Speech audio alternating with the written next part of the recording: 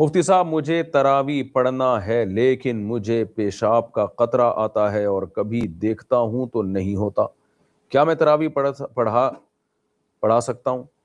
دیکھیں، تراویح پڑھانے سے آدھا گھنٹہ پہلے آپ پیشاب کر لیا کریں تاکہ جتنے قطرے نکلنے ہیں وہ نکل جائیں.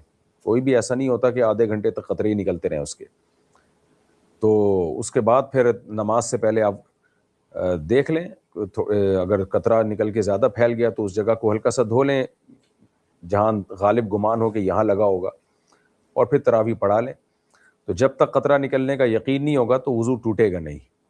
اور اگر آپ کو کوئی ایسی بیماری ہے کہ واقعی قطرہ نکلتا رہتا ہے آپ کا، تو پھر آپ کو چاہیے آپ تراویح نہ پڑھائیں، امامت نہ کریں آپ.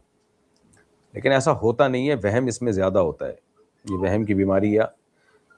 تو اگر آپ تراویح سے آدھا گھنٹہ پہلے پیشاب کر لیں گے، وضو سے آدھا گھنٹہ پہلے، تو انشاءاللہ پھر تراویح سے پہلے آپ وضو کریں گے تو انشاءاللہ آپ کا قطرہ وغیرہ نہیں نکلے گا.